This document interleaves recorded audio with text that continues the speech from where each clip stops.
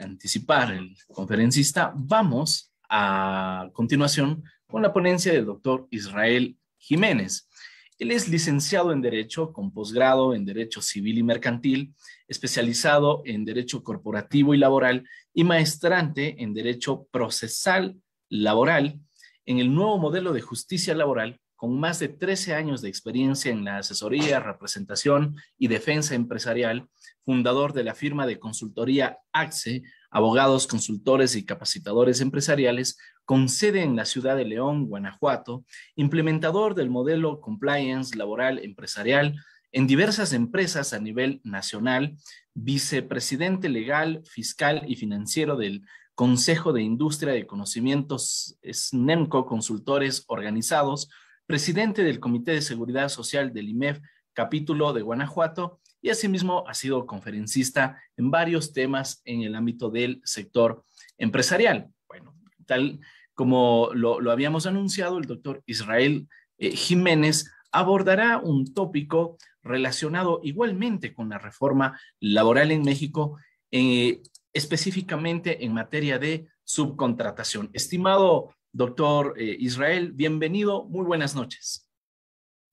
Estimado doctor Damián, te saludo con mucho gusto desde la ciudad de León, Guanajuato, y a toda la gente que nos acompaña en esta sesión, agradecerles completamente el espacio, la invitación de Latin Juris, del licenciado Rodolfo Guerrero, para poder compartir algunos puntos importantes desde el contexto de la legislación mexicana para todos y cada uno de ustedes. Agradeciendo el espacio, veo que hay gente de Ecuador, de Perú, de diversas partes de Latinoamérica, que me parece que cada quien tendrá un punto de vista muy específico sobre diversos aspectos y más sobre el esquema de lo que hoy hemos venido hablando en materia de las reformas en el ámbito laboral. Agradeciendo de antemano el espacio. Hoy en día, el día de hoy en México es un día festivo, digo, no es el día de hoy, pero hoy se considera festivo por el aniversario de la promulgación de la Constitución Política de los Estados Unidos Mexicanos, que viene muy ad hoc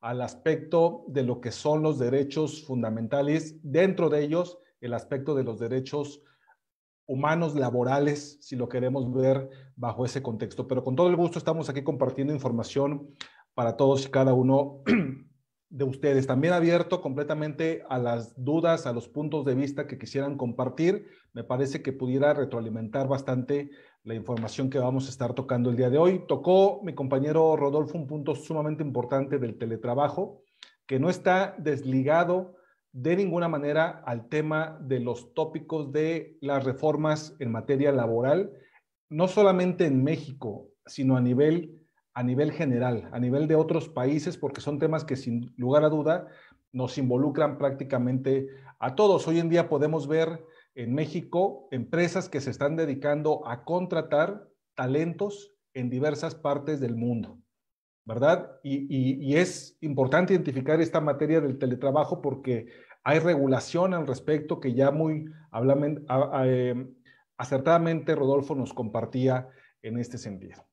Bien, pues así como el teletrabajo, el esquema de la subcontratación es parte del dinamismo laboral que está habiendo en México. En México, a raíz básicamente de una reforma precisamente a la Constitución Política de los Estados Unidos Mexicanos que está de aniversario el día de hoy, en 2017 se incorporaron elementos sumamente importantes en materia laboral que implicaron modificaciones trascendentales a la materia. De manera posterior, el 1 de mayo, Día del Trabajo aquí en México, se publicó una reforma también sustancial a la Ley Federal del Trabajo que vino a regular diversos aspectos. Es decir, la dinámica laboral hoy en día está en su pleno apogeo.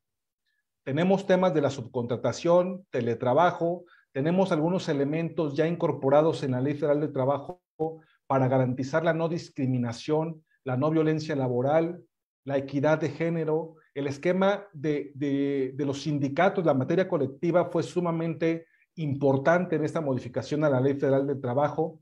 Estamos viendo, si ustedes o la gente que nos acompaña aquí de México, pero también de otros países, Recientemente acaba de haber un conflicto laboral que se acaba de sopesar con base a los lineamientos del Tratado de Libre Comercio en el cual está inmerso México y que, bueno, nos da el panorama general de lo que se busca a nivel normativo en materia laboral.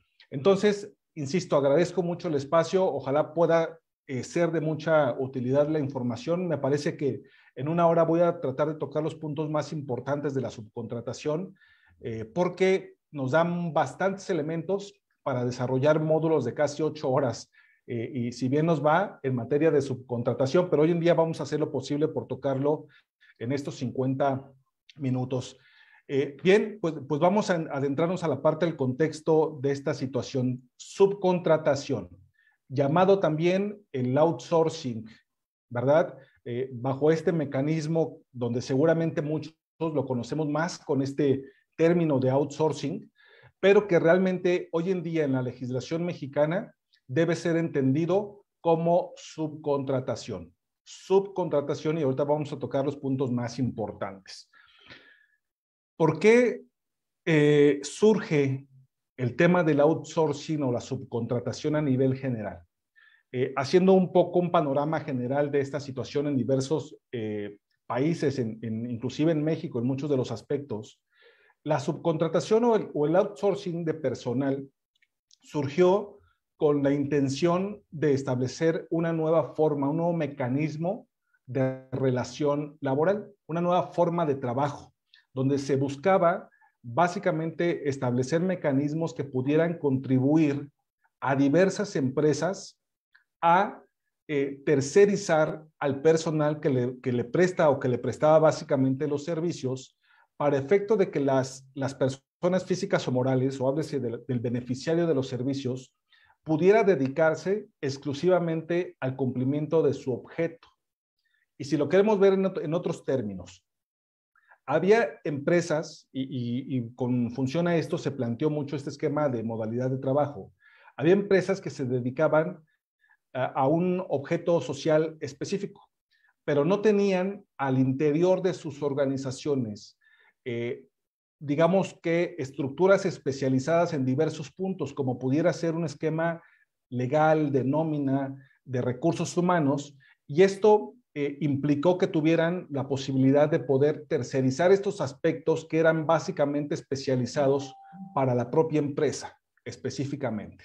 Entonces se planteó como un mecanismo para efecto de que pudiese ayudar a este tipo de organizaciones a que se focalizaran formalmente en su negocio y los puntos especializados los pudieran tercerizar con una empresa básicamente ajena a la organización principal que le dotara de personal especializado en diversos aspectos, como lo es recursos humanos, el área de nóminas, el área de legalidad, diversos aspectos. De tal manera que entonces la empresa principal pues básicamente iba a utilizar este mecanismo. Así, de manera general y bajo términos muy específicos, surge el tema de la subcontratación o el outsourcing de personal, que benefició básicamente, y en otros países, benefició a este tipo de empresas, ¿sí? Porque básicamente tercerizaban inclusive costos, ¿verdad?, en materia del capital humano. No sé específicamente en otros países, pero en México la carga laboral para una empresa es sumamente alta, es sumamente elevada. Hay obligaciones de seguridad social que se tienen que incorporar por parte de los patrones, ¿sí? Pagar específicamente porcentajes con base al salario para garantizar la seguridad social de los trabajadores. De tal manera que, bueno, bajo este contexto surge de manera general la subcontratación de personal. Este punto es clave, subcontratación de personal. En 2012, en México específicamente, se buscó regular en la Ley Federal de Trabajo justo este aspecto de la subcontratación de personal específicamente. Y se plantearon diversos mecanismos que pudieran ayudar a cómo regular este aspecto desde el punto de vista legal, es decir, que se tocaran algunos puntos importantes sobre qué requisitos debería de cumplirse por parte de la empresa para efecto de poder terciarizar ciertas actividades que implican para ella. Esta reforma fue generó mucha expectativa y sobre todo mucha incertidumbre, porque lejos de aclarar los requisitos y los mecanismos de la subcontratación de personal, vino a dejar mayores dudas al respecto. Y también implicó la posibilidad de que muchas empresas se aprovecharan de diversos mecanismos establecidos en la ley para darle vuelta específicamente a lo que son estos lineamientos en materia de subcontratación. Esta reforma, inclusive, así literalmente, que obviamente se dio básicamente al término del sexenio de el expresidente Felipe Calderón aquí en México, y se habló en muchos de los términos que era un regalo básicamente para el sector productivo, para que pudieran aprovechar el tema de la subcontratación y entonces poder evitarse algunos costes en materia laboral. Entonces, esta reforma 2012 en la Ley Federal del Trabajo, pues implicó en muchos de los aspectos letra muerta en materia de subcontratación, porque todos, básicamente en el sector empresarial, le daban vuelta. Y entonces, esto generó un vicio en la materia de la subcontratación en México, como seguramente en otros países pudo o puede estar pasando específicamente. ¿Por qué se vició la subcontratación de personal, en este caso específicamente en México? Por una razón sumamente sencilla. Las empresas comenzaron a ver como una estrategia de ahorro esta figura, ¿sí? Y dijeron, a ver, si yo puedo tercerizar al 100% o al 99% de mi capital humano, pues entonces me voy a ahorrar básicamente todos los costes de seguridad social que implica estar pagando las llamadas cuotas obrero patronales. Pero también me voy a ahorrar ese factor del impuesto que implica retenerle al salario lo que nosotros aquí en México denominamos el ISR o el impuesto sobre la renta. Y entonces también va a implicar que no tenga que estar enterando al SAT o a la autoridad tributaria, pues nada de eso, porque todo esto lo tengo debidamente tercerizado. Entonces, el vicio vino en el sentido de que muchas empresas vieron la oportunidad, ¿sí?, a manera de estrategia, de quitarse de encima todos estos costes. De tal manera que surgieron una gran cantidad de empresas que se dedicaban específicamente a la subcontratación de personal. Yo surgía como una persona físico-moral, ponía en mi objeto social la posibilidad de contratar personal para ponerlo a disposición de otras empresas. Y así surgieron grandes corporaciones aquí en México. Esto hasta este punto pareciera muy sencillo y decir, pues sí, efectivamente, la posibilidad de que las empresas puedan ahorrarse estos mecanismos. ¿Dónde está el punto clave? Que esto se daba, ¿sí?, a costa de los derechos laborales de los trabajadores, ¿sí? ¿Y por qué? ¿Por qué se daba esta situación? Porque entonces ese patrón o esa empresa beneficiaria de un servicio que implicaba tercerizar a sus trabajadores, generaba que aquella persona física o moral que se dedicaba específicamente a la subcontratación de personal y a suministrar personal a diversas empresas, ¿sí?, siempre y casi en todo momento tuviera a esos trabajadores, ¿sí?, sujetos a un salario mínimo, lejos de la realidad de lo que realmente implicaba el trabajo de ese trabajador, de esa persona específicamente, ¿sí? Daban de alta y de baja de la institución de seguridad social a ese trabajador con la intención de que no generara antigüedad, ¿sí? ¿Y dónde estaba el perjuicio para ese trabajador? Pues al momento, obviamente, de buscar su pensión por cesantía en edad avanzada y vejez a los 60, 65 años. Se les veía afectados al momento de que sufrían un accidente y tenían que pensionarse por invalidez o por cualquier otra cuestión, y se daban cuenta que su salario era el mínimo, ¿verdad?, con el cual los tenían asegurados, cuando realmente el beneficiario de todo este esquema era la empresa que los subcontrataba, ¿sí? O que los distribuía a diversas empresas.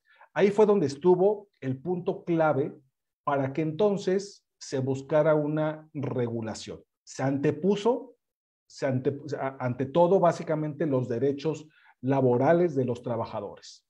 ¿Sí? Hoy en día que estamos hablando de derechos humanos, necesariamente tenemos que identificar que el derecho a la seguridad social es un derecho humano.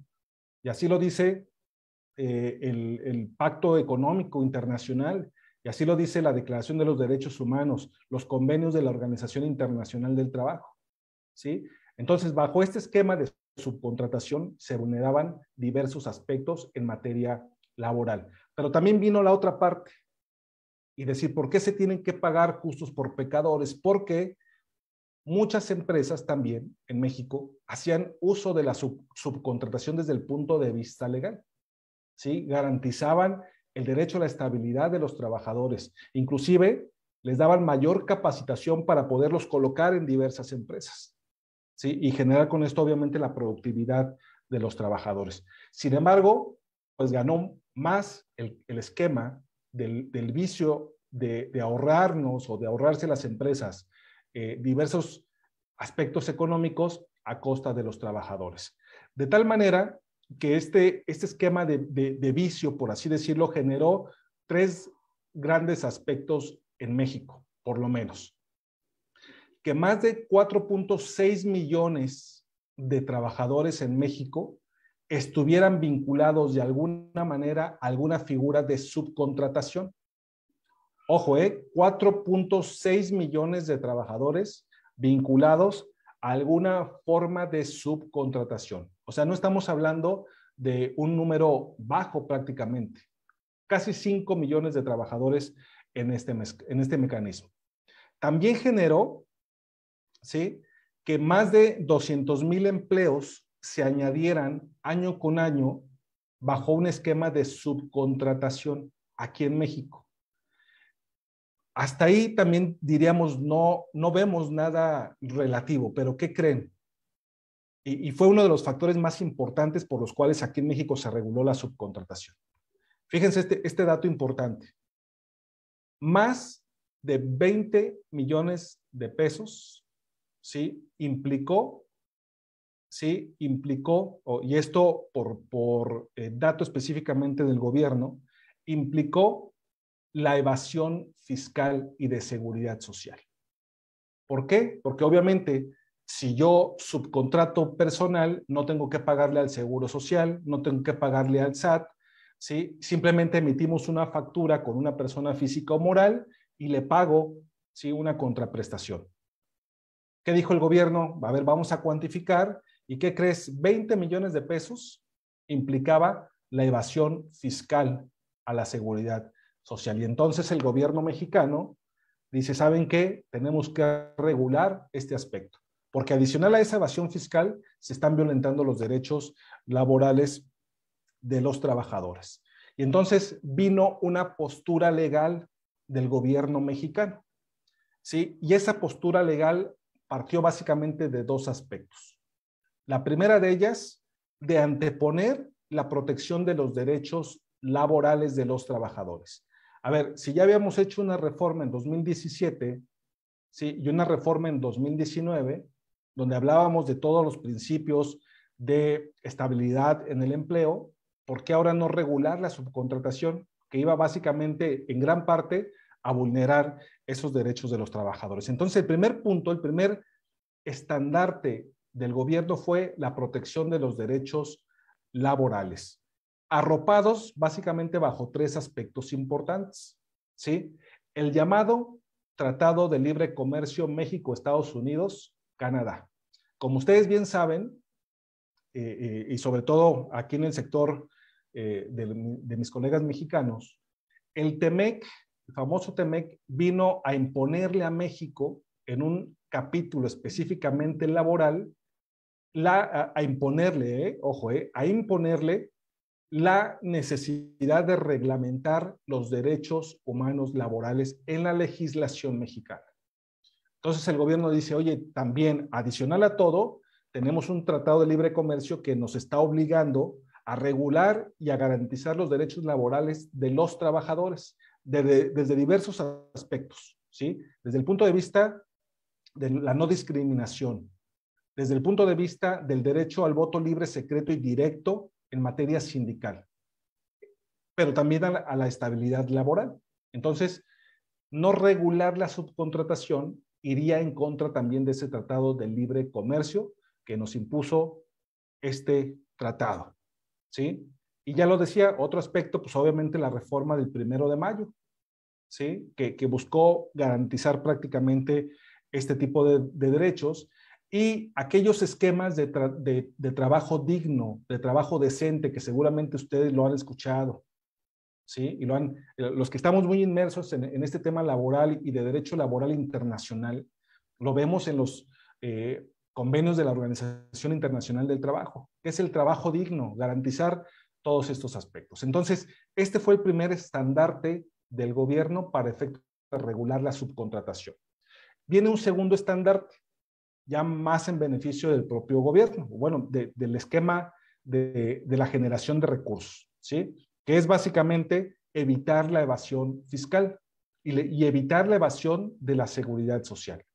Si el patrón no paga, ¿sí?, esos recursos por prestaciones de seguridad social, pues el Instituto Mexicano del Seguro Social, que es el organismo aquí en México que se encarga de brindar y garantizar la seguridad a los trabajadores, pues no tiene recursos. Y ustedes saben que a nivel del instituto, pues está bajo un esquema complicado a nivel económico, por diversas razones. Pero también deja de percibir la autoridad tributaria, ¿sí? Porque si yo me veo beneficiado de un trabajador que realmente no es mi trabajador, sino es de un tercero, pues entonces no tengo que enterar impuestos sobre la renta respecto de los salarios que recibe ese trabajador.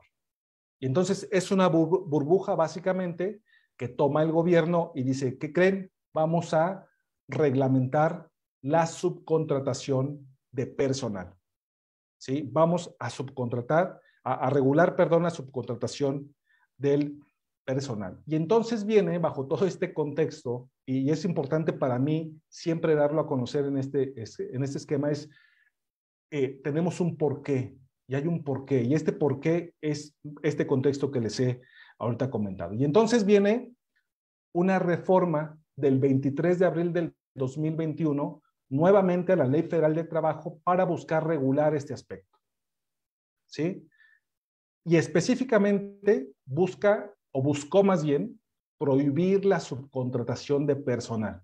En México, a partir del 23 de abril del 2021, está prohibida la subcontratación de personal, el famoso outsourcing de personal. Hoy en día ya no puede haber empresas dedicadas a suministrar trabajadores a diversas empresas. Ya no lo puede haber. Si lo hay, están bajo un esquema ya completamente de ilegalidad, ¿sí? Pero entonces, al momento de prohibir la subcontratación de personal, viene un mecanismo que nos mete, como decimos acá, en camisa de 11 varas. ¿Por qué?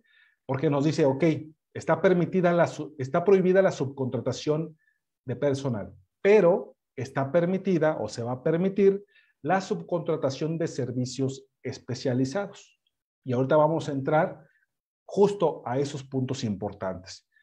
No sé en cada uno de los países donde nos ven cuál sea el mecanismo de legislativo específicamente. Yo aquí he resumido en México 4 puntos importantes cada vez que se emite una norma. No todas, pero la mayoría sí. Normalmente lo que pasa en México al momento de que tenemos una reforma, y sobre todo en el ámbito laboral, se dan 4 etapas. La primera etapa es esa etapa donde de manera extraoficial se anuncia una reforma. En diciembre del 2020, el gobierno mexicano anuncia que va a haber una reforma en materia de subcontratación. Ojo, la anuncia porque no es nada oficial, simplemente la pone sobre la mesa y entonces dice va a haber una reforma y vamos a prohibir la subcontratación de personal. ¿Y qué creen que pasó con todo ese mecanismo? De diciembre a abril hubo una gran pugna entre los 3 niveles del sector económico: gobierno, representantes de los trabajadores y representantes del sector económico, de los patrones específicamente. ¿Sí? El gobierno, con estos dos estandartes que ya comentamos, el sector de los trabajadores también diciendo que se vulneraban los derechos de los trabajadores, pero también el sector patronal diciendo nos van a afectar todo el esquema de la productividad. ¿Sí? Va a impactar en la economía, en la generación de empleos. Y entonces se sientan a platicar, ¿verdad? En esta primera etapa y llegan a puntos de acuerdo muy específicos, ¿sí? Que resultan obviamente en la reforma. Pero bueno, el primer punto es el anuncio, ¿sí? Primero se anuncia la ley. De cómo se anunció y con toda la expectativa que generó, viene una segunda etapa que es la publicación de la ley. Y ahora sí de manera oficial en el Diario Oficial de la Federación. Es decir, hay una gran variación entre lo que se anunció contra lo que realmente se está publicando, ¿sí? Y entonces decimos, ok, pues no es específicamente la prohibición de la subcontratación de personal, sino también es la regulación de una subcontratación de servicios especializados, ¿sí? Esa es una segunda etapa. La tercera etapa es la implementación. ¿Y qué creen? En esta tercera etapa es en la que actualmente, hoy después de casi ya más de 8 meses, nos encontramos en México respecto de la subcontratación, porque esta tercera etapa es la implementación, ¿sí? De los agentes que participan en este esquema, hablándose de trabajadores y de patrones. ¿Pero qué creen? Esta implementación se da bajo un esquema de como cada quien la haya entendido, como cada quien la haya comprendido, como cada quien la haya interpretado. Y entonces, hoy en día, en esta tercera etapa, está teniendo un alto impacto en el sector económico, en el nivel productivo, por ejemplo, por lo menos de las empresas mexicanas. Y no de todas, sobre todo de las micro, pequeñas y medianas empresas, que cabe decirlo, son más del 80% de las empresas que existen en México. Y se están volviendo locos, ¿sí? Porque una cosa es la interpretación del contador, del abogado, de la propia autoridad, que dice, bueno, yo lo que quise decir fue esto. Y viene el contador y dice, yo lo que quise entender fue esto. Y luego viene el abogado y luego vienen diversos actores a generar complicaciones en la implementación. Hoy en día en México estamos en esa etapa, ¿sí? Y ahorita les platico un poco del contexto en la práctica de cómo se está dando esta situación. Y luego viene una cuarta etapa, que es la verificación por parte de la autoridad. ¿Y qué creen? Como pasa en muchos de los aspectos. Hoy en día, a 8 meses de la implementación de la reforma, no ha habido una sola inspección en esta materia. Pero hay otro punto importante. Y la duda que nos va a generar es, ¿cuál va a ser el criterio? Ahora, ¿cómo lo va a entender ese inspector que se va a encargar de ir a verificar si estoy cumpliendo o no con la reforma en materia de subcontratación? Y entonces las empresas se van a encontrar con otro aspecto de incertidumbre al momento de una inspección, que obviamente les puede generar una multa, un detrimento económico en dado caso de incumplimiento, ¿sí? En muchos de los casos, el sector de los inspectores, ¿sí?, laborales no son especialistas en la materia, no están preparados para una cuestión de análisis, de inspección de estos puntos finos de la subcontratación. Sin embargo, lo hemos visto en otras materias, ¿sí? Aquí va a correr alto riesgo la empresa. Y entonces, bajo todo este contexto, se da la reforma. ¿Sí? Se da la reforma en esta situación y nos vamos a encontrar con el primer aspecto sumamente importante que corresponde a la definición de la subcontratación. ¿Cómo define la regulación mexicana el tema de la subcontratación? Nos dice, y se hace una modificación al artículo 13 de la Ley Federal del Trabajo, y nos dice específicamente, ¿sí? Se prohíbe la subcontratación, pero se permite la subcontratación de servicios especializados u obras especializadas que no formen parte del objeto social ni de la actividad económica preponderante, ¿sí?, de la empresa que lo reciba, del beneficiario. Siempre que el contratista, ¿sí?, se encuentre registrado en un padrón denominado acá también muy famoso REPSE, que no es otra cosa más que un padrón donde la autoridad emite una constancia para que tu prestador de servicio pueda prestar ese servicio en beneficio de otra empresa, ¿sí? Partiendo específicamente de esta definición, pues vino todo el esquema de interpretación al respecto, porque se tocan por lo menos dos aspectos importantes, ¿sí? El primero de ellos son los servicios especializados. Y entonces la primera pregunta fue, ¿qué se consideran servicios especializados? ¿Mis servicios como abogado que presto en empresa son especializados? ¿Sí o no? Esa era una de las dudas. Oye, yo me dedico a las telecomunicaciones, a instalar telecomunicaciones en las empresas. ¿Mi servicio es especializado? ¿Sí o no? Yo me dedico a la construcción. Yo voy e instalo los pisos en los fraccionamientos de vivienda. ¿Ese servicio es especializado o no? Y se generó toda esa situación. De tal manera que tuvo que venir la autoridad a buscar regular este lineamiento, ¿sí? Y decir, a ver, se consideran especializados aquellos servicios que no formen parte del objeto social de la empresa que los va a recibir.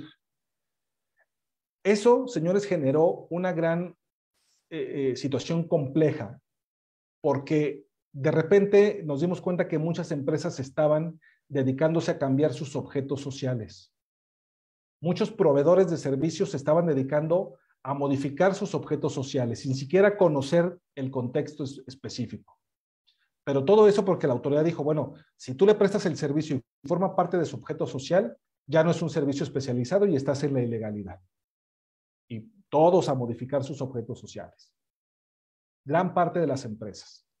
Entonces, se toca ese primer aspecto, inclusive el propio gobierno, la Secretaría del Trabajo, tuvo que emitir unas disposiciones generales 30 días después de la reforma, ¿sí? Y dice, a ver, va a requerir el registro aquellos que presten servicios especializados. Y viene otro punto importante, que pongan a disposición trabajadores en beneficio de la empresa que va a recibir los servicios. Yo sé que la mayoría de aquí son abogados, ¿verdad? Pero hay un punto importante. Cuando hablamos de la disposición del trabajador en materia laboral, ¿de qué estamos hablando específicamente? Desde mi punto de vista y lo que hemos visto a raíz de toda esta formación profesional, la disposición implica subordinación laboral. Y no lo digo yo, lo dicen diversos criterios, ¿sí? En la Suprema Corte de Justicia en México. ¿Qué es la subordinación? Pues es el don de mando que tiene el patrón sobre el trabajador y le designa horario de entrada, horario de salida, horario de alimentos, cuándo se puede ir a descansar, cuándo no, qué días descansa en la semana, cuánto va a ganar. Esa es la disposición técnicamente hablando. Entonces muchos dijimos, oye, mi empresa presta un servicio, pero no está poniendo a disposición del beneficiario a mi trabajador, porque sobre mi trabajador yo tengo la subordinación. Y se vino a generar todo este esquema, ¿sí? De tal manera que viene casi 3, 4 meses después la autoridad a emitir un comunicado y decir, no, se están equivocando, ¿sí? Porque lo que yo quise decir, o lo que quisimos decir en la ley, es que el solo hecho de que tu trabajador ponga un pie en el centro de trabajo, ¿sí? En el inmueble, propiedad o administrado por el beneficiario de los servicios, ya se considera y debe de considerarse a disposición. Y entonces, todos aquellos los que nos dedicamos a la materia laboral dijimos, se están echando por la borda toda la teoría jurídico-laboral sobre la subordinación, ¿sí? Porque ahora me vienes a decir que la disposición implica el simple hecho de que un trabajador ponga un pie en la empresa. Y esto está implicando que si yo me dedico a la instalación de sistemas tecnológicos, por ejemplo, y un cliente me pide que vaya a instalarle este mecanismo de teléfonos o de cámaras de seguridad, el simple hecho de que este trabajador mío ya tenga un pie en ese centro de trabajo está a disposición del beneficiario, contrario a toda la teoría jurídico-laboral. ¿Esto qué implica? Pues una serie de mecanismos que hoy en día están rebotándole en la cabeza a todo el sector económico o a gran parte del sector económico en México. Porque ahora dice la autoridad, todos aquellos que estén bajo ese supuesto, ¿sí? Pues requieren cumplir con todas las disposiciones legales de la subcontratación. Con todas. Porque si no, los pagos que recibas, los pagos que hagas, se van a considerar no acreditados o no deducibles. Y aparte, puedes cometer delitos de evasión fiscal. ¿Y qué creen que pasó entonces? Muchas empresas dijeron, mejor pido mi REPSE, pido mi registro, ¿sí? Y pareciera que esa era la solución al respecto. Y no, hay que administrar muchas obligaciones en este sentido. Entonces, eso generó el tema de la reforma. La reforma generó esa incertidumbre, este aspecto que hoy en día está impactando específicamente a las empresas, ¿sí? De manera muy, muy específica. Luego decíamos también nosotros de manera muy general, oye, pero a ver, tú vas a prestarle un servicio de la instalación de las cámaras de seguridad, pero vas una sola vez. Es más, en 2 horas le instalas al beneficiario sus cámaras de seguridad. Ah, pues vino a decir la autoridad, bueno, no importa la temporalidad, puede ser esporádica o permanente. Y luego viene también y nos genera un punto como de amenaza, por así decirlo, y dice, bueno, si yo llego a un centro de trabajo y me encuentro a un trabajador ahí, se va a presumir que está en subcontratación. Y entonces el patrón tendrá que haber cumplido con todos los lineamientos. ¿Cuáles son estos lineamientos, señores? Y con esos puntos me acerco a la parte de la regulación. Aquellas empresas que hoy en día están bajo estos lineamientos legales y de criterios emitidos por la autoridad en materia de subcontratación, tienen que cumplir ciertos requisitos. Primero de ellos, generar un contrato por escrito, ¿sí? Donde el contrato especifique el objeto del servicio que vamos a contratar, donde especifique el número de constancia REPSE que le expidió la autoridad al prestador del servicio, donde especifique el número de trabajadores que ese prestador del servicio va a poner a disposición para el cumplimiento de ese objeto del contrato. Y previo a esto, haber analizado que los objetos sociales no se invadan entre sí. Y este tema de la invasión de objetos sociales genera mucha incertidumbre. Porque ustedes saben seguramente también, desde los puntos de donde ustedes nos ven, pues muchas empresas al momento de que se constituyeron, establecieron mecanismos de objetos sociales muy amplios. Yo me dedico a la construcción y resulta que tengo a otra empresa que también dice que se dedica a la construcción, ¿sí? Pero como son muy amplios los conceptos, ahora ya no podemos contratar entre nosotros. Por eso está siendo muy impactante desde el punto de vista del negocio para las empresas. Bueno, es este primer requisito. Contrato que especifique estos puntos importantes. Otro requisito específico. Obviamente cumplir con las obligaciones laborales, ¿verdad? Del prestador del servicio. Pero esto implica, ¿sí? Que quien recibe los servicios específicos o quien es el beneficiario, tiene que acreditar, ¿sí? Tiene que acreditar haber recabado de ese prestador del servicio antes del pago de la contraprestación, el pago de los salarios de los trabajadores que utilizaron para prestarle los servicios. Es decir, tienen que entregarle sus FDIs o sus recibos de pago de salarios de esos trabajadores. Si en el contrato dijo que eran 10, pues me tienes que entregar de 10 trabajadores sus pagos de salarios. Otro punto importante, tiene que acreditar haber recibido, ¿sí?, la constancia de la retención del ISR sobre los salarios. Y tuvo que haber acreditado que recibió del prestador del servicio el comprobante del pago bancario que hizo respecto del pago de esos servicios, de este impuesto. Tiene que acreditar haber recabado el pago del entero del IVA, ¿sí?, respecto de los servicios que está pagando.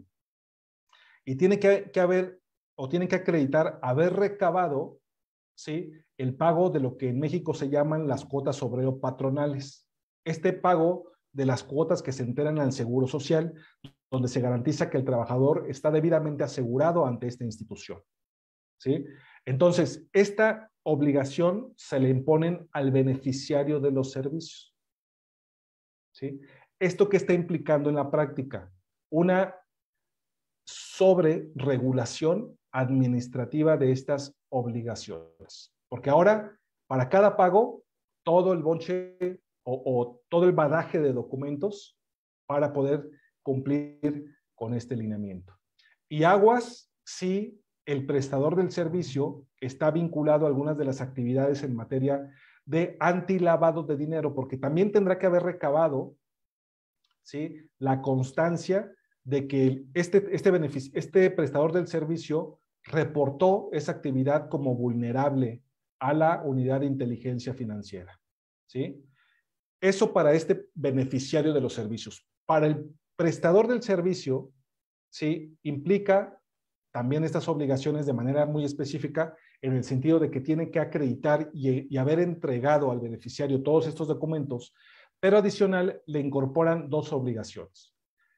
Cada 4 meses tendrá que reportarle al Seguro Social, a través de la plataforma, cuántos contratos celebró bajo este mecanismo, cuántos trabajadores puso a disposición, toda la información de los beneficiarios, su registro patronal, el salario que percibieron esos trabajadores, toda la información. Esto mismo al Instituto de Vivienda, conocido aquí en México como Infonavit. Cada 4 meses. Puntos muy importantes. Si no se cumplen estos lineamientos, ¿sí?, hay consecuencias obviamente para ambos. Para uno, ¿sí?, los pagos que haga por la prestación del servicio serán no deducibles respecto del impuesto o no acreditados, ¿sí? Y para el prestador del servicio, si no cumple, ¿sí?, podrá perder el registro, la constancia y no podrá prestar ese servicio, ¿sí? Y se genera un punto importante respecto del trabajador, tanto beneficiario como prestador del servicio serán obligados solidarios respecto del cumplimiento de las obligaciones. Entonces, ahí está el trabajador, ahí está la protección del trabajador en este sentido. En la práctica, estamos ya vinculando todo este mecanismo de cumplimiento de obligaciones de diversas empresas, porque implica la necesidad de que muchas empresas que ni siquiera tenían una estructura en este sentido, tengan que tenerla para garantizar el cumplimiento de estas obligaciones de manera muy específica, ¿eh? Y así pudiéramos entrar a detalle a cada una de las obligaciones en este sentido, pero obviamente el tiempo apremia en este sentido. Miren, de tal manera que el día de hoy, o al día de hoy específicamente, cualquiera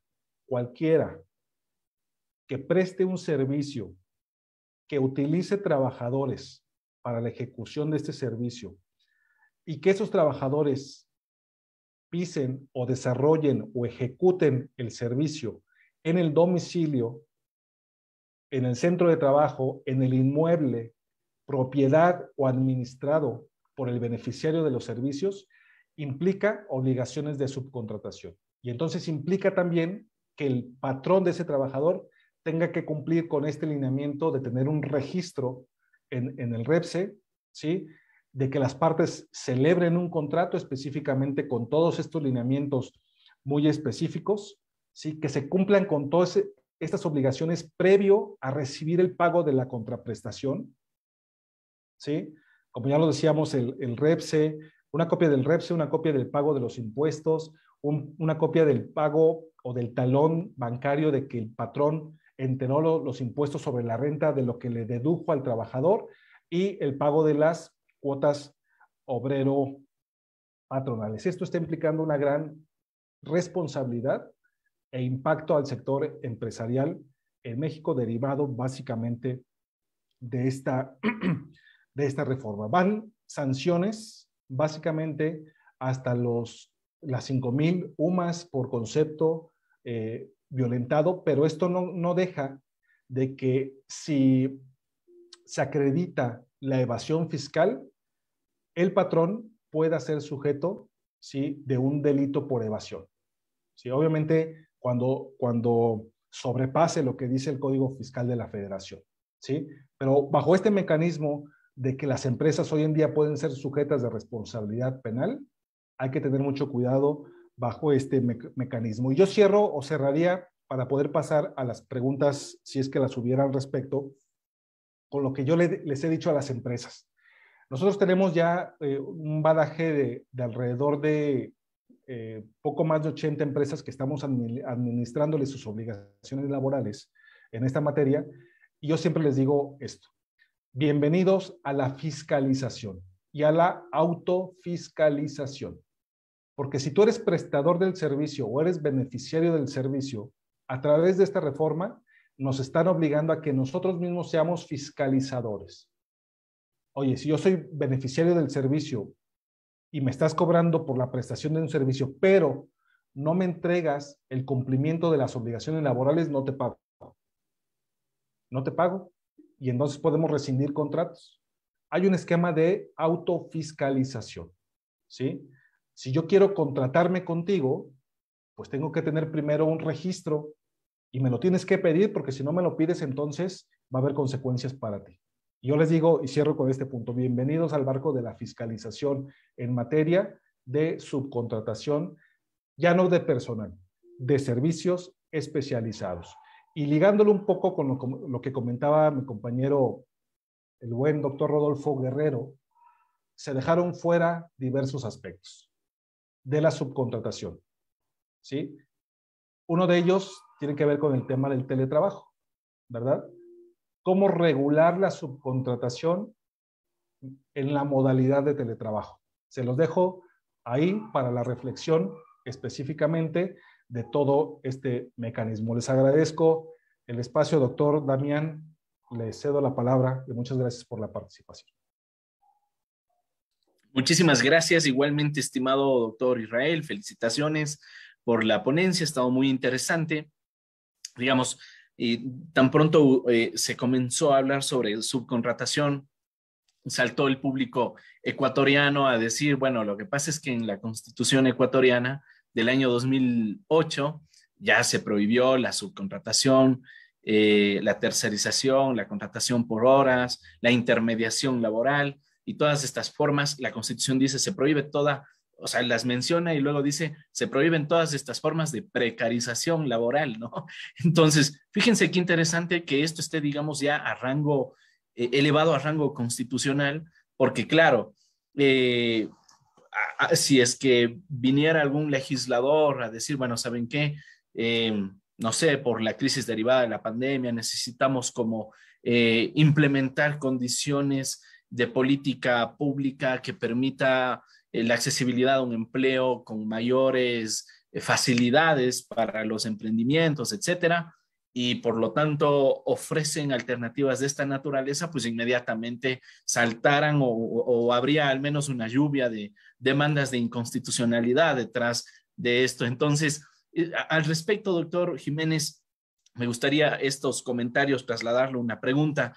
¿Cómo han recibido esta reforma laboral en México a partir de estas posibles tensiones que podría tener esta metodología de relación laboral con ciertos principios constitucionales?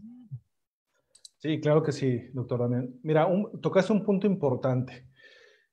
En México no está elevado a un rango constitucional el tema de la subcontratación laboral. Ese es un punto fundamental y créeme que a partir de hoy lo voy a tocar en las demás charlas. No está elevado a un punto constitucional. Están reglamentados obviamente los principios de los derechos laborales como la estabilidad en el empleo, ¿sí? Pero no el tema de la subcontratación. Eso lo vemos reflejado en un tema secundario en la Ley Federal del Trabajo. Y tocabas un punto importante. ¿Qué pasa si mañana, en el cambio de gobierno, ¿sí? Regresa nuevamente el gobierno de otros partidos políticos y dicen, ¿qué crees? Si va la subcontratación de personal. Ahí, ¿verdad? Lo dejamos ahí en ese punto porque está en una ley secundaria. Ahora, a la pregunta expresa, ¿cómo se ha visto este punto específicamente? Mira, hay básicamente tres bandos en este esquema, tres bandos específicamente. El gobierno, ya lo decíamos, con este estandarte de protección de los derechos laborales, lo cual me parece obviamente correcto, ¿sí? Si lo vemos desde el punto de vista de que se estaban afectando derechos laborales de los trabajadores, ¿sí? Aunque también está el otro punto de vista de decir, oye, no eran todas las empresas. El gobierno tenía identificadas por lo menos 80 empresas que se dedicaban a la subcontratación de personal ilegal. Y muchos decíamos, oye, ¿por qué no vas por esas 80 empresas? ¿Por qué vas por todas? ¿Sí? Que sí estaban beneficiando al trabajador y se estaban beneficiando económicamente, ¿sí? Sin violentar los derechos de los trabajadores, ¿sí? Pero bueno, ese es otro punto de vista. Pero está el estandarte del gobierno. Está la parte de los trabajadores. Hoy en día en México, el esquema de los derechos laborales está teniendo una evolución constante, ¿sí? Cada vez más los trabajadores están conociendo más de sus derechos laborales. Desgraciadamente antes no se conocía así, pero hoy en día están teniendo una evolución en este punto, ¿sí? Hay pros y contras también, porque ahora ya todo es discriminación, ahora ya todo es violencia laboral, ahora ya todo es acoso, cuando no necesariamente. Pero bueno, aquí tiene que haber un aspecto importante de sensibilización. Pero está ese sector del trabajador que dice, oye, mira, a mí no me importa si es subcontratación o no, yo quiero un empleo. Yo quiero trabajar, ¿sí? A mí no me interesa, obviamente me interesa que cuides mis derechos laborales, ¿verdad? Pero yo quiero trabajar de tal manera que si, oye, bueno, y todo este tema de la subcontratación se dio bajo ese esquema, ¿verdad? De decir, oye, ¿qué crees? Te voy a contratar, vas a trabajar para la Honda, por decir algo, pero él no es tu patrón soy yo, ¿verdad? ¿Aceptas el trabajo, sí o no? Pues obviamente que los trabajadores dicen, está bien, ¿verdad? Entonces está ese sector de los trabajadores, pero también está el sector de los patrones que dicen, bueno, oye, yo utilizaba, me vas a autorregular, me vas a generar más necesidad de control administrativo para que no me vayan a multar o no me vayan a afectar económicamente. Y eso va a generar entonces que haya menor productividad, que haya menor empleo, porque entonces, ¿sabes qué? De todos los que yo tenía subcontratados, pues en lugar de incorporarlos a mi plantilla laboral, pues mejor los despido y fue lo que pasó en muchas de las empresas. Acabaron despidiendo a muchos trabajadores. En el mejor de los casos los incorporaron con nuevas condiciones laborales, ¿verdad? Pero hay este esquema. Yo y les puedo compartir a todos, porque nosotros nos dedicamos al sector empresarial exclusivamente.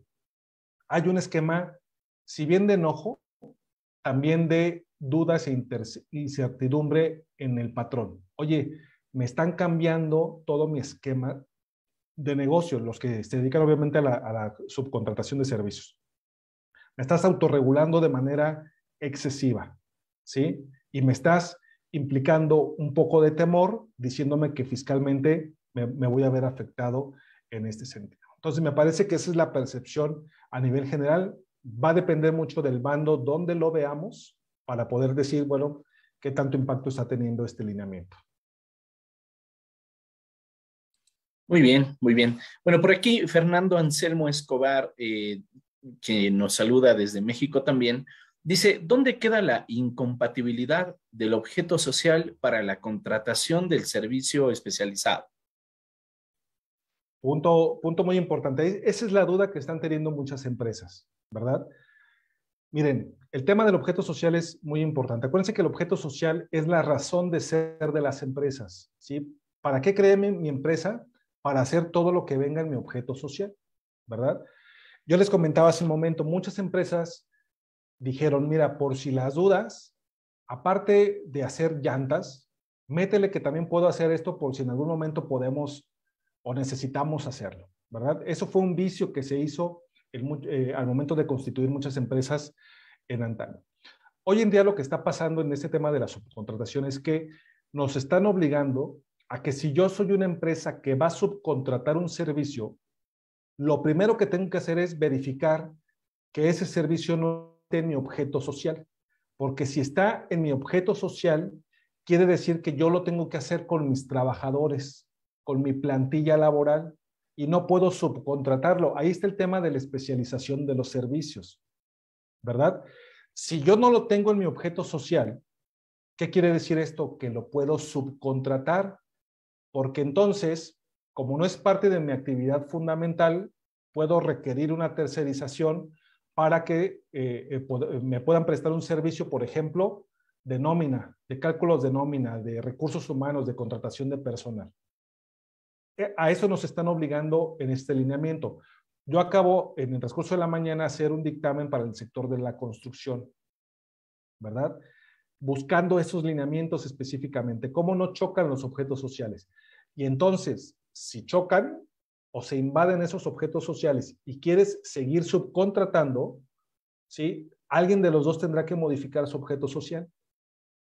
Alguien de los dos tendrá que modificarlo, ¿verdad? Para que no se invadan estos objetos sociales de manera específica. Y hay otro punto importante que muchos dejan pasar de largo: la actividad económica preponderante.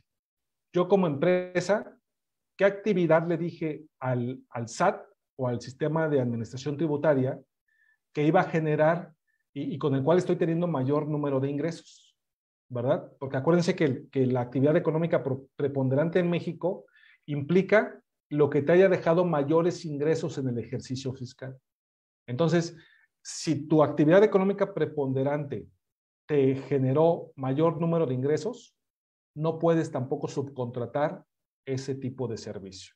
Eso está implicando en el aspecto de los objetos sociales. Si yo soy una empresa de construcción que me dedico a la construcción, puedo subcontratar un servicio de seguridad, ¿sí? Porque es una actividad especializada que no está dentro de mi objeto social.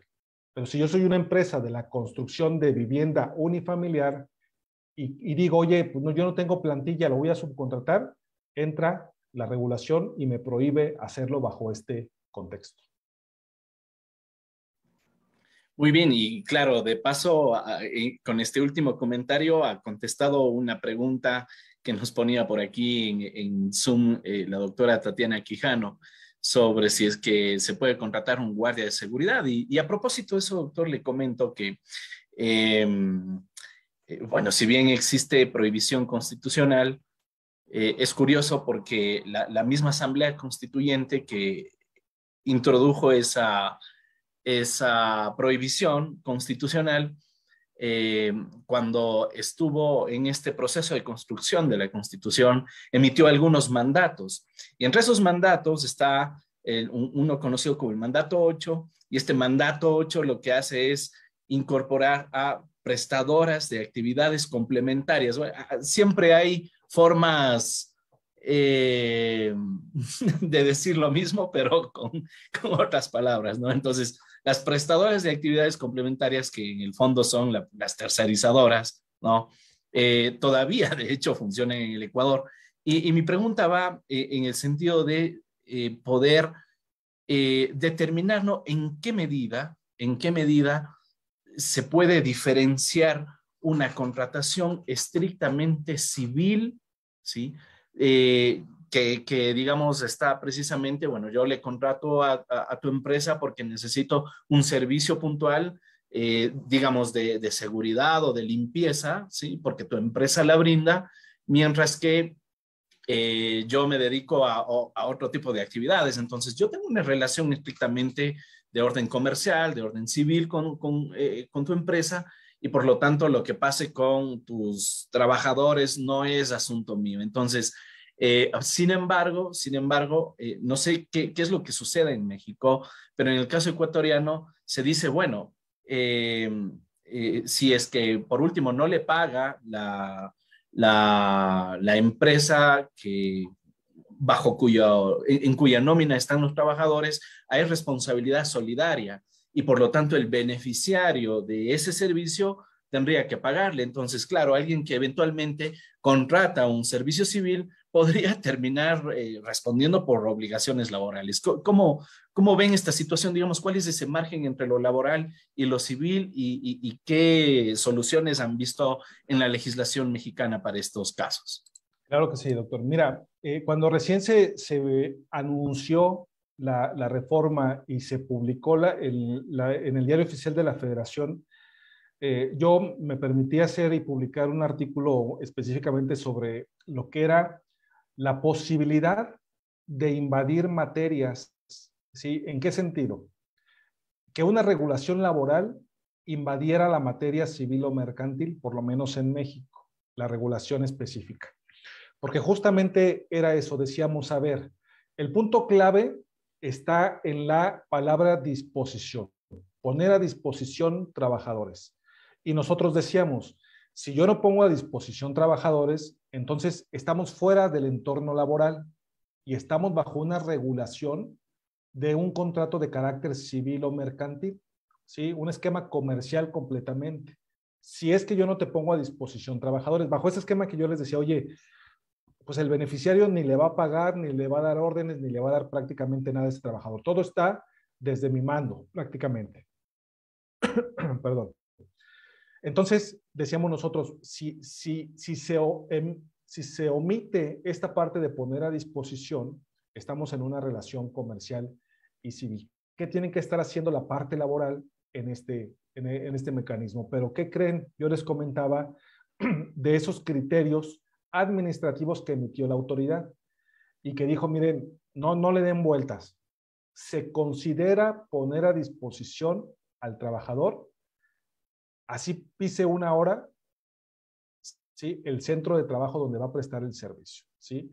¿Y esto qué implica? Vamos a poner el ejemplo muy específico.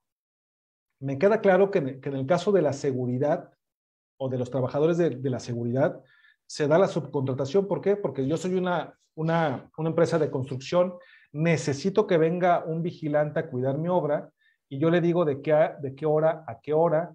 En muchos de los casos le doy el uniforme de la constructora, le doy un espacio de trabajo, etcétera, ¿no? Ahí me queda claro que ahí puede haber casi al 100% subcontratación. Pero ¿qué pasa en aquellos casos, ¿sí? Donde lo que tú me estás comprando a mí es, por ejemplo, un equipo tecnológico o digital que implica la necesidad de que yo te lo instale. Ok. El servicio principal es la compra y venta, ¿estás de acuerdo? Me compras un equipo tecnológico, no sé, 10 cámaras de seguridad, ¿sí? Estamos de acuerdo que estamos en un esquema comercial, compra y venta, a un tipo de servicio mercantil o civil. Pero como implica la necesidad de la instalación de ese equipo de cámaras de seguridad, pues yo requiero que mis trabajadores especialistas vayan y te lo instalen, ¿verdad?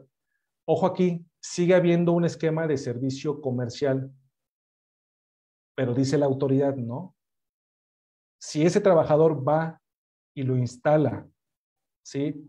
Sea una hora, 2 horas, 3 horas, en un día o en 2 días, se considera subcontratación y entonces entra la parte laboral. Entonces se deja de lado la parte comercial, civil o mercantil.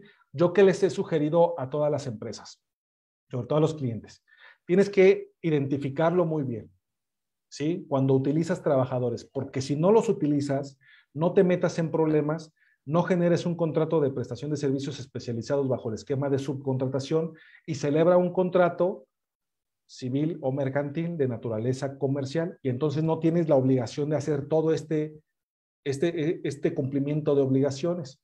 El detalle estaba en que muchas empresas, bajo este desconocimiento, dijeron, mira, yo para todo saco REPSE y para todos me doy de alta y para todos genero un contrato.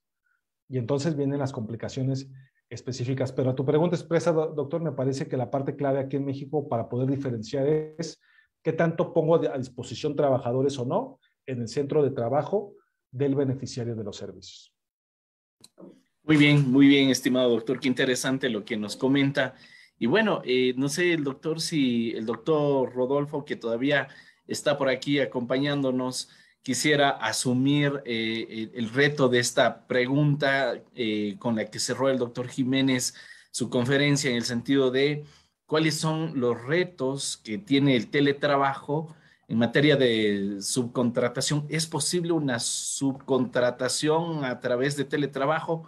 Doctor, quisiera tal vez comentar algo al respecto. Bueno, realmente sí, porque estaríamos hablando de todas aquellas áreas de especialidad en materia de seguridad de la información, de todos aquellos que se dediquen a hacer un tratamiento analítica en ciertos modelos de negocio, de servicios o productos. Entonces, sí, estarías hablando de que tú no llevas eso dentro de tu objeto social, como ha mencionado el doctor Israel, o en tus áreas de negocio y necesitas el servicio de alguien más para que te ayude en esa área, ¿no? Entonces sí, a distancia estás hablando de personas que estén brindándole servicio a otra para llevar esa actividad. Pero lo más importante aún, y en materia de teletrabajo va a ir muy de la mano, que siempre se establezcan los lineamientos y la claridad de cómo se van a llevar a cabo las actividades, porque de repente lo que nos vamos a topar es que haya irresponsabilidad por parte de la persona jurídica o moral hacia la persona física. Porque de repente, no, es que sabes que ya hubo una nueva área que viene a comer, a comerte, como diríamos en términos muy coloquiales, a donde tú estabas, porque pues fue más fácil que todas las máquinas hagan esos procedimientos, ¿no? Y ahí ya se violan esos derechos laborales que estamos hablando dentro de la industria 4.0 y sus muchas variables y contextos, ¿no? Pero sí, sí se podría dar y hay que tener mucho ojo y mucha crítica al respecto. Muy bien, muy excelente, doctores. Vamos con una última pregunta de Karina Vela, que tiene levantada su mano. Le escuchamos, Karina. Buenas noches.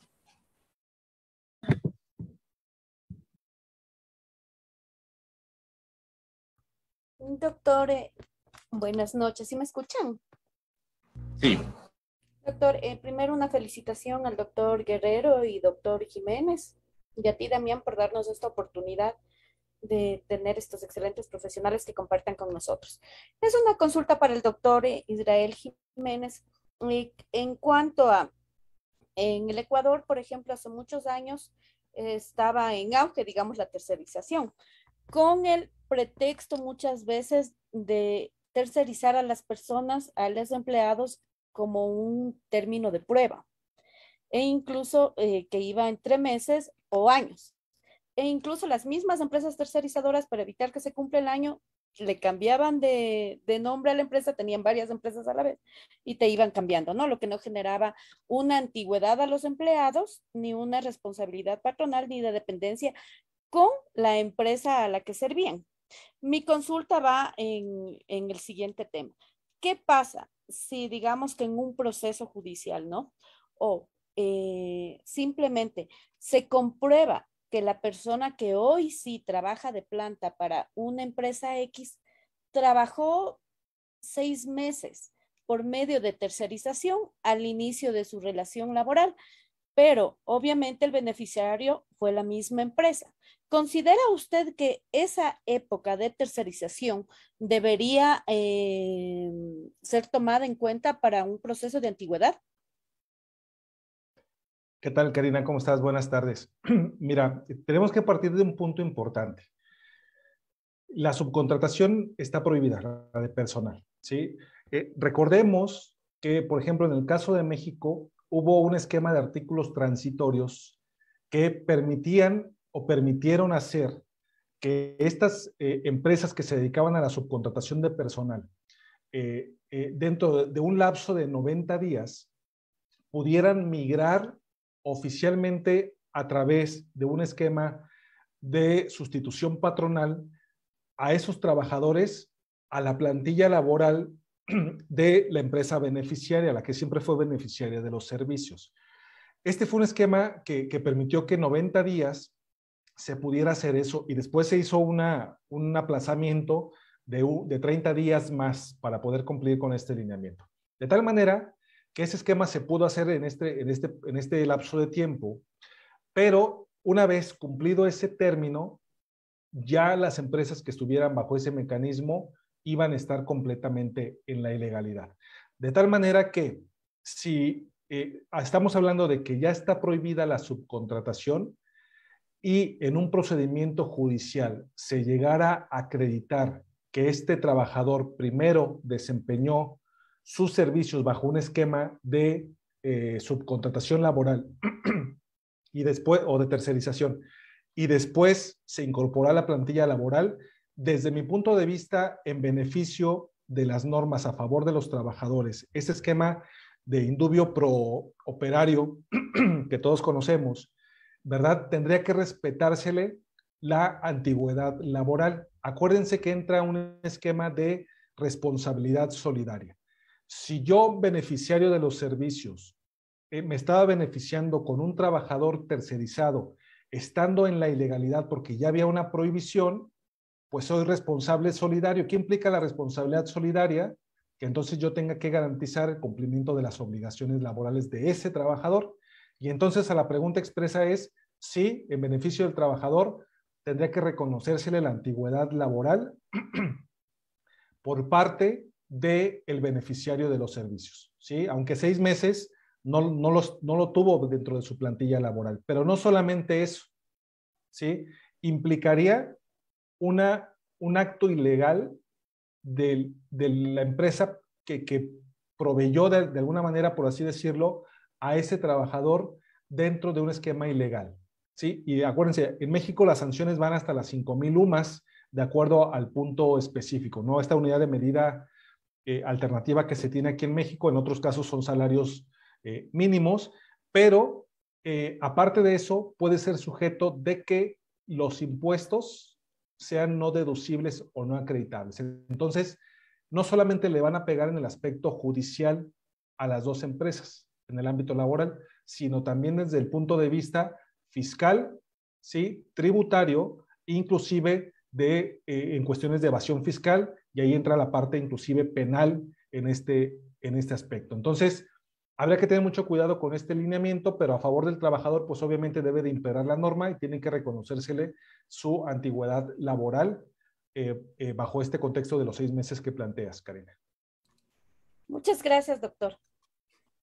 Excelente, excelente, estimados doctores. Muchísimas gracias. Por aquí Eusebio Misael Jiménez nos cuenta algunos detalles de Venezuela. Por ejemplo, dice que existe responsabilidad solidaria cuando hay accidentes de trabajo. Bueno, interesante también ver cómo en cada uno de nuestros países hay ciertas regulaciones, pero finalmente la realidad es común y eso hace que este tipo de programas en donde existe participación de diversas naciones, pues sea muy enriquecedor. Así que un agradecimiento a ustedes, profesores, a los participantes, desde luego. Quiero darle la palabra al doctor Jiménez una vez más para que pudiera despedirse de esta audiencia, no sin antes agradecerle, felicitarle y nuevamente señalar asimismo que pues Latin Juris es un espacio que ha sido creado para los académicos latinoamericanos para que podamos seguir compartiendo ideas, conocimientos y también seguir aprendiendo de las experiencias de otras latitudes. Doctor. Doctor Damián, pues agradecerte a ti por la invitación, Rodolfo, y a toda la gente que nos aguantó aquí este lapso de poco más de 1 hora, ¿verdad? Temas muy, muy importantes, y agradecerles el espacio. Me parece que fue muy nutritiva desde el punto de vista también de la retroalimentación que ustedes hacen, y eso creo que le da bastante valor al tema de la información. No es solamente un monólogo, ¿verdad?, del tema, sino son varios puntos de vista. Agradecerles, ojalá no sea la última vez que podamos verlos. Hay muchísimos temas que tratar en materia laboral, corporativa, derecho laboral internacional, varios aspectos de innovación que hoy en día están sobre la mesa. Y pues bueno, insisto, agradecerles el espacio. Un saludo a todos hasta donde estén, en su lugar de origen. y ponerme a sus órdenes aquí en la ciudad de León, Guanajuato, en el centro de México, donde la actividad económica es sumamente amplia. Hay mucha gente de diversos países. Les agradezco bastante la invitación. Un saludo a todos. Gracias, igualmente, estimado doctor. Felicitaciones, doctor Jiménez. Felicitaciones, doctor Rodolfo Guerrero. Encantados de que nos hayan acompañado en esta oportunidad y desde luego seguro que habrán muchísimas ocasiones más para seguir compartiendo conocimientos. Igualmente agradecerles a todos ustedes, apreciados participantes, por este interés, por los mensajes alentadores que nos comparten en redes sociales y también por aquí en el Zoom. Sabemos que el desarrollo de esto marcha muy bien y pues estamos contentos de que estemos siempre a la altura de sus expectativas, de seguir construyendo y hermanando a través de la academia a nuestros países latinoamericanos. Así que sin más, les agradezco por su compañía y recuerden que nos veremos el día de mañana a partir de las 6 de la tarde para continuar con las jornadas de Derecho Laboral Público y Privado. Muchísimas gracias, muy buenas noches. Hasta mañana. Buenas noches. Gracias.